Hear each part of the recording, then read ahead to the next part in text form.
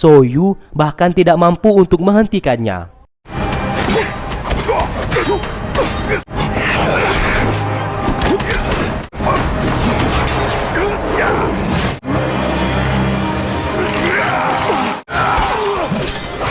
Nona Goyu juga tidak luput dari kebrutalannya dan hampir terbunuh.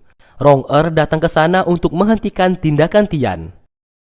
Untung saja Tian menjadi pingsan, dan terlihat tanda di lehernya juga ikut menghilang, yang disadari langsung oleh Rong-er.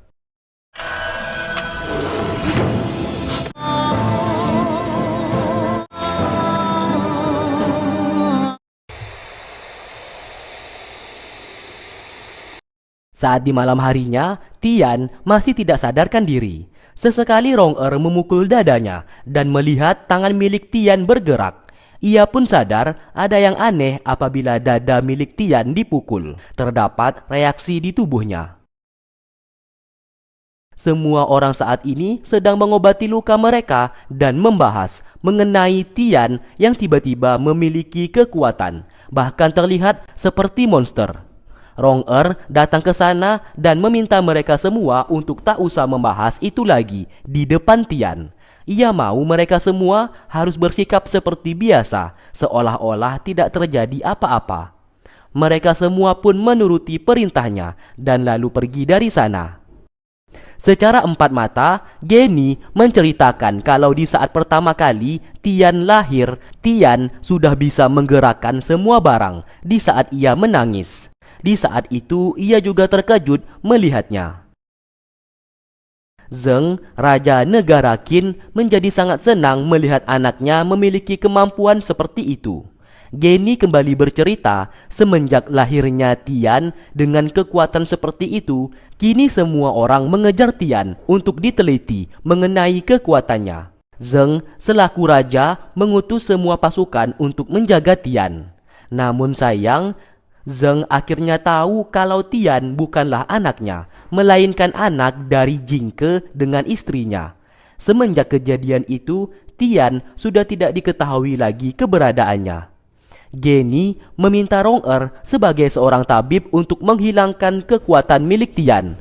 Apabila itu tidak dilakukan, maka Tian akan selalu dikejar oleh semua orang akibat kekuatannya tersebut. Singkat cerita, Tian telah sadar dan telah lupa mengenai apa yang terjadi kepadanya.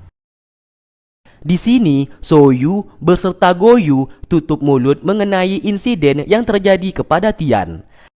Setelah itu, Ketua Li beserta pengikut dari sekte Siang hendak pergi dari desa hantu untuk mencari tempat yang aman karena ditakutkan pasukan negara Qin akan kembali menyerang. Soyu tidak ikut bersama mereka karena ia memilih tetap berada di sana. Ketua Li lalu memintanya untuk tetap berhati-hati, dan setelah itu mereka pun pergi dari sana. Tidak hanya mereka, klan Mohis juga pergi meninggalkan desa hantu. Rong-er memberikan mereka masing-masing makanan untuk bekal di perjalanan. Rong-er, Goyu beserta Donggu juga memilih untuk tetap berada di desa hantu. Singkat cerita, Tian, Rong-er, Goyu, Soyu, dan Donggu beserta Geni yang berada di dalam kereta, ternyata mereka juga pergi meninggalkan desa hantu dan berkelana mencari tempat yang aman untuk menghindari pasukan negara Qin yang suatu saat nanti akan mengejar. Dan benar saja, mereka sesaat tak sengaja melihat pasukan negara Qin yang mencari keberadaan Tian beserta Geni.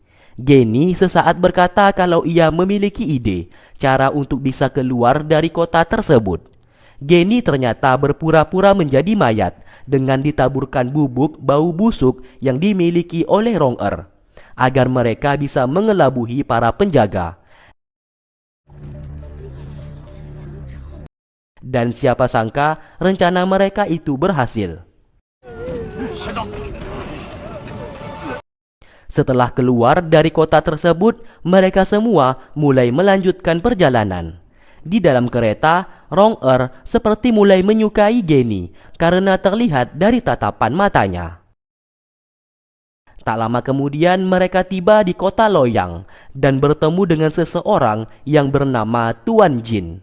Tuan Jin ternyata pemimpin dari klan Mohis. Mereka pun diantar ke tempat penginapan milik teman dari Tuan Jin. Saat mereka masuk, Tian tak sengaja bertemu dengan seorang wanita yang merupakan pemilik dari tempat penginapan itu, yang bernama Bunga.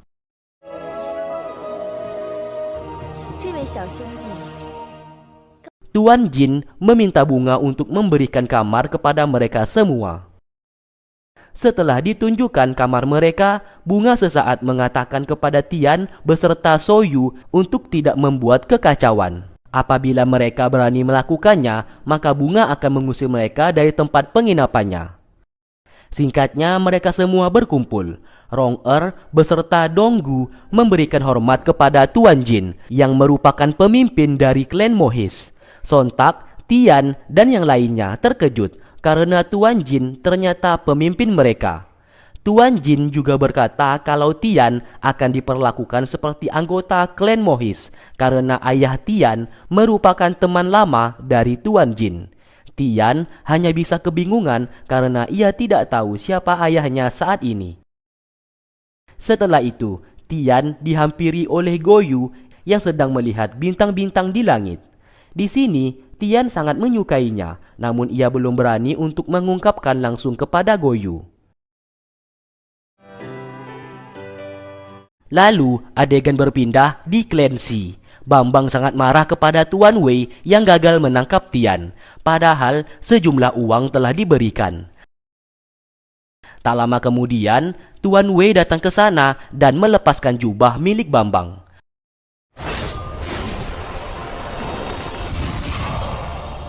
Tuan Wei justru marah kepadanya karena Tian ternyata memiliki kekuatan yang sangat kuat, bahkan anak buahnya sampai terluka. Itu akibat Bambang tidak memberitahukan sebelumnya.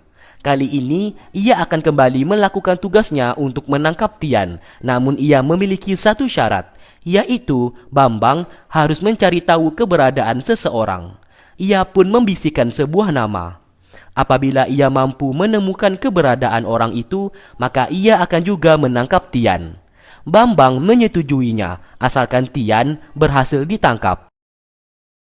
Tak lama kemudian, Si Ming menghampirinya dan bertanya kenapa Bambang sangat ngebet ingin menangkap Tian. Bambang lalu bercerita kalau di saat dulu negara Qin berperang melawan klan Si miliknya. Dalam peperangan itu, klan Si kalah telak. Semua orang tewas terbunuh hingga tersisa dirinya sendiri. Setelah itu, ia menyelinap masuk ke dalam negara Qin dan menyamar agar mendapatkan posisi penting di negara tersebut. Di saat itulah ia mengetahui kalau Tian hendak dibunuh oleh Zheng, raja negara Qin. Tidak hanya itu, Tian juga dianugerahi kekuatan yang super kuat. Makanya ia menyelamatkan Tian dan membesarkannya. Ia lalu memasukkan sumber kekuatan terbesar dari klan Si miliknya ke dalam tubuh Tian, supaya kekuatannya bercampur dengan kekuatan milik Tian dan menjadi sebuah kekuatan yang sangat luar biasa. Ia sengaja mentransfer kekuatannya supaya penyamarannya di dalam negara Qin tidak dicurigai dan orang-orang tidak merasakan lagi hawa kemampuan miliknya. Dan saat ini ia ingin mengambil kembali kekuatannya di dalam tubuh Tian dan mencuri seluruh kekuatan milik Tian untuk menjadi miliknya. Maka dari itu ia sangat ingin sekali menculik Tian. Saat ini ia telah mendapatkan kepercayaan dari Zheng, raja negara Qin. Tinggal bagaimana caranya ia mendapatkan kekuatannya kembali dan ia akan membunuh Zheng dan menghancurkan negara Qin. Itulah rencana yang selama ini ia persiapkan. Di lain sisi, Tian di kala itu satu kamar dengan Soyu, dan Soyu terus saja menatapnya dikarenakan ia merasa penasaran kenapa Tian bisa berubah menjadi kuat di kala itu. Ia pun akhirnya melanggar janjinya untuk tidak memberitahukan apa yang telah terjadi kepada Tian untuk mengobati rasa penasarannya itu. Tian menjawab kalau ia tidak tahu pasti, namun di saat ia terbangun dari pingsan, ia seperti bermimpi kalau memiliki kekuatan yang sangat luar biasa dan mengalahkan semua pasukan negara Qin dengan seorang diri. Namun ia tidak tahu apakah itu nyata atau mimpi saja. Soyu berkata kalau itu bukanlah mimpi dan itu memang nyata. Untuk membuktikan semuanya itu, Soyu mengetes ketahanan tubuh Tian dengan melakukan serangkaian tes. Namun terlihat Tian seperti manusia yang sangat lemah. Papan tipis di sana juga tak mampu ia patahkan. Bahkan untuk menyeimbangkan tubuhnya sendiri pun ia sangat tidak becus.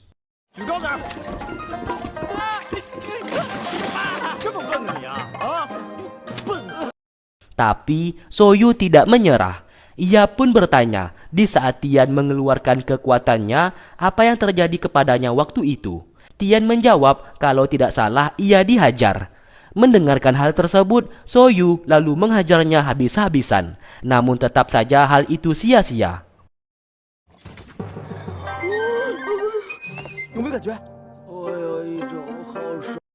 Hingga di malam harinya, Soyu dengan sengaja menyergapnya dan tidak sengaja memukul bagian dada milik Tian. Sesaat Tian, pandangannya berubah menjadi merah.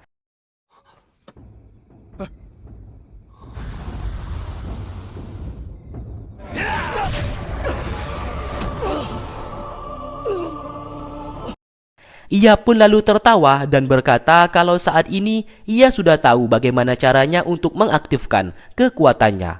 Ia pun memukul dadanya dan tiba-tiba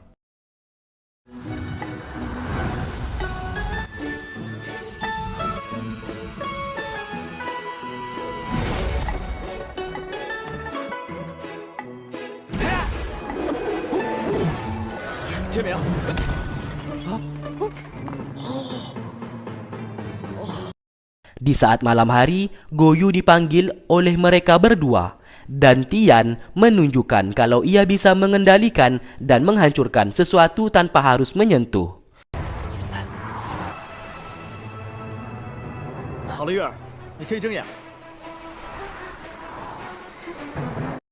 Namun sesaat Tian yang menghancurkan sebuah kendi di sana, seketika warung di balik tembok itu juga ikutan hancur berkeping-keping. Melihat hal tersebut, Nona Goyu menjadi sangat marah kepada Soyu karena telah menceritakan apa yang terjadi kepada Tian. Ia juga meminta Tian untuk tidak menggunakan kekuatannya secara sembarangan karena ia belum bisa mengendalikannya.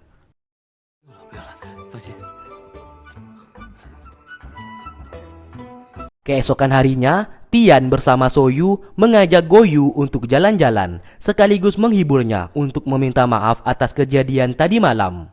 Sesaat, Soyu mengganti pakaiannya menyerupai wanita.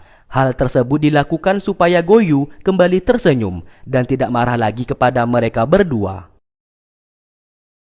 Tentu saja Goyu tertawa melihat penampilannya seperti banci. Soyu lalu mengerjai seseorang peramal yang bernama Lukman yang dikenal sangatlah cabul di kota Loyang.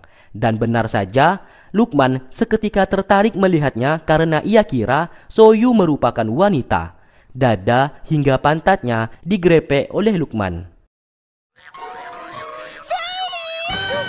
Di saat itu, Soyu berteriak dan berkata kalau dirinya telah dilecehkan. Seketika, semua warga berkumpul untuk menghakiminya. Dari kejauhan, Tian menggunakan kekuatannya untuk mengerjai Lukman.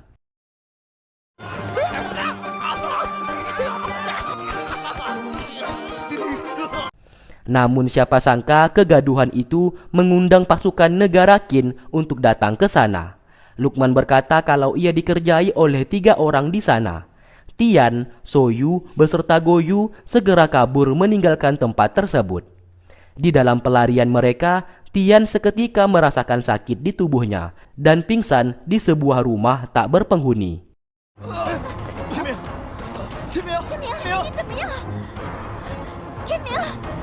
Dari kejauhan, Shaoxi terus memperhatikan Tian. Ia pun membuat Goyu menjadi pingsan di sana dan membawa Tian pergi. Setelah itu, Shaoxi mengobati luka dalam di tubuh Tian dan mengetahui kalau ia terluka akibat menggunakan kekuatannya tadi. Setelah itu, Goyu yang sadar dari pingsan mencari keberadaan Tian yang menghilang. Ternyata Tian telah berada di sana dan Shaoxi meletakkannya kembali setelah berhasil disembuhkan. Goyu begitu sangat khawatir kepadanya dan sesaat aura milik Goyu keluar dan memasuki tubuh Tian. Aura tersebut dinamakan aura penyembuhan. Dari kejauhan, Shaoxi melihatnya dan agak sedikit cemburu. Ia pun kembali sambil melamun dan menemui Si Ming. Melihat Tian tidak bersamanya, Si Ming sangat marah karena Shaoxi tidak menangkapnya. Shaoxi menjawab kalau Tian sedang terluka dan ia tak bisa membawanya begitu saja. Apabila itu dilakukan, takutnya Tian akan tewas. Padahal yang sebenarnya jauh di lubuk hati Shaoxi, ia memang tidak ingin menangkap Tian sama sekali. 托日之错